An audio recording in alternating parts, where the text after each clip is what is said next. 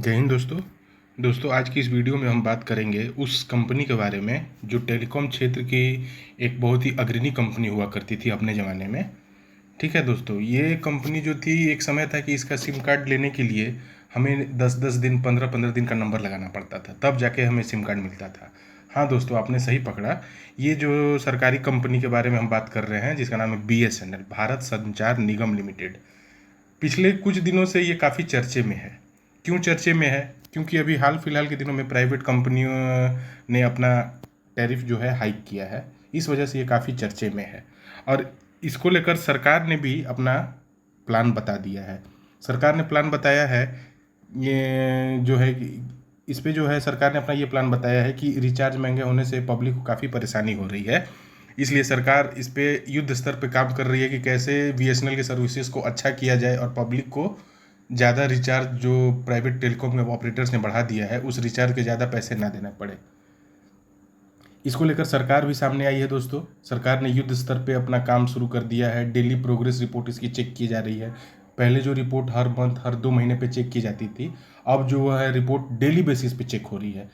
इसको लेकर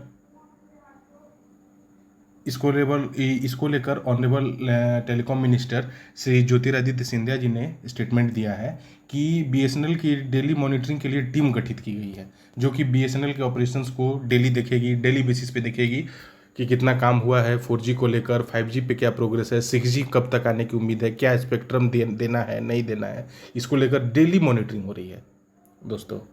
ठीक है, आगे हम देखेंगे कि डेली बेसिस पे, देखिए दोस्तों, हमने जैसे बात की कि डेली बेसिस पे इसकी मॉनिटरिंग हो रही है। सरकार जल्द इस पे एक यूनिट गठित करने वाली है BSNL के ऊपर।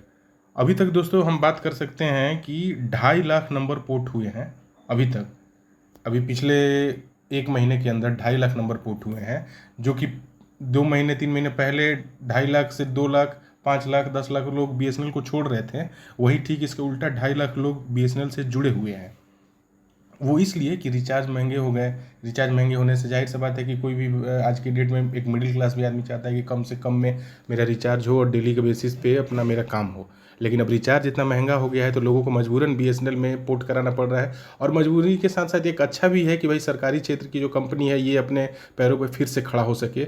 और एक समय था दोस्तों कि BSNL अपने सारे खर्च वहन करते हुए एक प्रॉफिटेबल कंपनी हुआ करती थी और इसकी सर्विसेज भी बहुत अच्छी थी। लेकिन कुछ मिसमैनेजमेंट के कारण, कुछ टेक्निकल खामियों के कारण BSNL इस रेस में पिछड़ गई और प्राइवेट टेलीकॉम ऑपरेटर्स आगे निकल गए। लेकिन अब फिर से BSNL का वही रूप हम लोग उम्मीद कर रहे हैं कि फिर से हम लोग देखेंगे जो आज से 10 साल पहले हम लोग, 15 साल पहले हम लोग देखते थे BSNL को। BSNL हालांकि दोस्तों अभी पूरे देश में 4G नहीं ला पाया है, लेकिन BSNL पूरी तरह से कमिटेड है कि 4G पूरे देश में लागू कर दे। BSNL ने 4G सिम भी ला दिया है मार्केट में।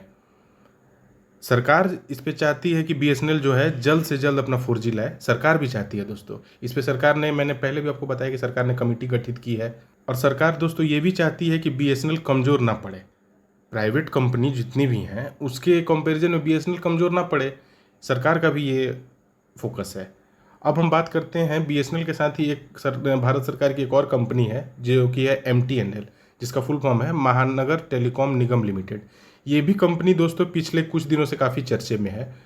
इसलिए चर्चे में है दोस्तों क्योंकि एक समय था कि MTNL भी बहुत ही अच्छी सर्विस देने वाली टेलीकॉम कंपनी होती थी, लेकिन ये भी उसी खामी, उसी टेक्निकल प्रॉब्लम्स, उसी मिसमैनेजमेंट की भेंट चढ़ गई। और जिस वजह से इस कंपनी पे कर्जा दिन प्रतिदिन बढ़ते गया। कर्जा बढ़ते गया, कस्टमर्स छोड़ते गए इसको, तो जाहिर सी बात है कि कंपनी घाटे में आएगी। लेकिन दोस्तों पिछले कुछ दिनों से फिर से ये कंपनी चर्चे में है। वो इसलिए चर्चे में है क्योंकि दोस्तों इस कंपनी ने अपने कर्जे को उतारने के लिए बॉन्ड्स जारी किए थे। अब बॉन्ड्स जारी किए हैं तो जाहिर सी बात है कि बॉन्ड्स पे इंटरेस्ट देना पड़ता है। अब इंटरेस्ट देने तक के लिए इसके पास पैसे नहीं थे, इस कंपनी के पास, MTNL के पास। लेकिन ये सरकार की कंपनी है तो सरकार सामने आई है और सरकार ने कहा है कि सरकार ने MTNL के खाते में 92 करोड़ रुपए जमा कर दिए हैं। और ये भी कहा है कि MTNL के सारे कामकाज BSNL को मिलेंगे। तो BSNL और MTNL दोनों को मर्ज किया जाएगा। MTNL के खाते में सरकार ने जमा कर दिए हैं दोस्तों 92 करोड़ रुपए। इससे MTNL जो है अपना बॉन्ड्स जो जारी किए हैं उसके इंटरेस्ट का पेमेंट कर पाएगा। तो ये दर्शाता है कि गवर्नमेंट कितनी कमिटेड है ये दोनों सरकारी कंपनियों को प्राइवेट कंपनियों के कंपटीशन के बराबर करने के लिए। इसका असर हम इसके MTNL जो है स्टॉक मार्केट में है, अवेलेबल है इसके शेयर्स, इन शेयरों में भी हम लोग को देखने को मिल रहा है। डेली अपर सर्किट, डेली 10% का सर्किट, 20% का सर्किट डेली लग रहा है इस कंपनी में। अभी कुछ दिनों पहले जब मार्केट ओपन था जिस दिन, उस दिन हमने देखा कि 9% से ज़्यादा MTNL के शेयर चढ़ चुके थे।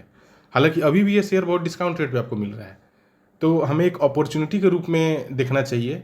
और अगले आने वाले 2 साल, मैं दोस्तों आपको बता रहा हूँ, आने वाले 2 से 3 साल के लिए आप जितने भी टेलीकॉम शेयर्स हैं जिनका फंडामेंटल्स अच्छा है, उनको आप भर भर के अपने पोर्टफोलियो में रखें, है ना। उनको भर भर के अपने पोर्टफोलियो में रखें, क्योंकि दोस्तों सरकार का फोकस है डिजिटल इंडिया। तो डिजिटल इंडिया का मिशन कैसे पूरा होगा? जब हमारे टेलीकॉम सेक्टर स्ट्रांग रहेगा तभी तो digital India mission completely successful होगा। इसलिए दोस्तों मेरा मानना है कि अगले आने वाले 2 से 3 साल में ये टेलीकॉम क्षेत्र बहुत अच्छा रिटर्न दे सकता है। इसके बावजूद भी दोस्तों मैं आपसे ये कहूँगा, ये मेरी पर्सनल राय नहीं है, आप एक बार इन्वेस्ट करने से पहले अपने फाइनेंशियल एडवाइज़र से ज़रूर संपर्क करें। ये मेरा एक अनुमान था दोस्तों कि टेलीकॉम क्षेत्र में आने वाले दिन में अच्छा रिटर्न मिल सकता है।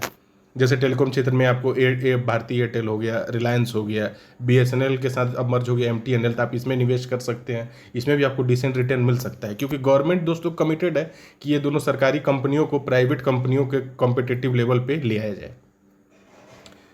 साथ ही दोस्तों BSNL का 4G लॉन्च करने में, 4G 5G जो है उसको लॉन्च करने में टाटा कंसल्टेंसी सर्विसेज, जिसको शॉर्ट में हम लोग TCS कहते हैं, ये TCS जो है सरकार की मदद कर रही है।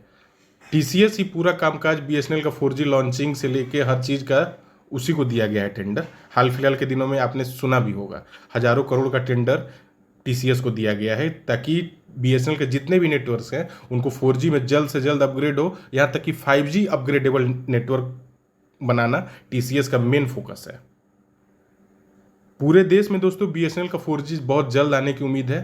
जिस हिसाब से काम देखा जा रहा है और गवर्नमेंट का कमिटेड दिखा जा रहा है, उस हिसाब से लगता है कि BSNL का 4G बहुत जल्द आएगा, और ये BSNL के लिए बहुत ही गोल्डन अपॉर्चुनिटी है। इस अपॉर्चुनिटी का BSNL के साथ साथ गवर्नमेंट भी चाहती है कि इस अपॉर्चुनिटी का फ़ायदा उठाएं और BSNL में ज़्यादा से ज़्यादा इन्वेस्ट करें, और BSNL को इस लायक बनाएं कि पब्लिक 2.5 लाख अभी जो पोर्ट हुए हैं वो 5 लाख हो, 1 करोड़ तक भी नंबर पोर्ट हो, और जो पहले ये किंग था ये BSNL टेलीकॉम सेक्टर का, वो फिर से ये किंग बन सके।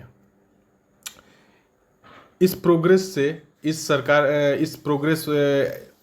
से निजी कंपनियों को काफ़ी झटका लगेगा। निजी कंपनियां जैसे कि एयरटेल हो गया, वोडाफोन आइडिया हो गया, आपको रिलायंस हो गया, इससे इन कंपनियों को झटका लगेगा। जाहिर सी बात है कि BSNL गवर्नमेंट कंपनी है, तो और भी जितने प्राइवेट टेलीकॉम ऑपरेटर्स हैं उनके कंपैरिजन में इसका रिचार्ज, इसका हर चीज़ उनसे कम होगा, और सुविधा अगर उनसे अच्छा देगी BSNL, तो जाहिर सी बात है कि लोग उनको छोड़ के BSNL के साथ जुड़ जाएंगे।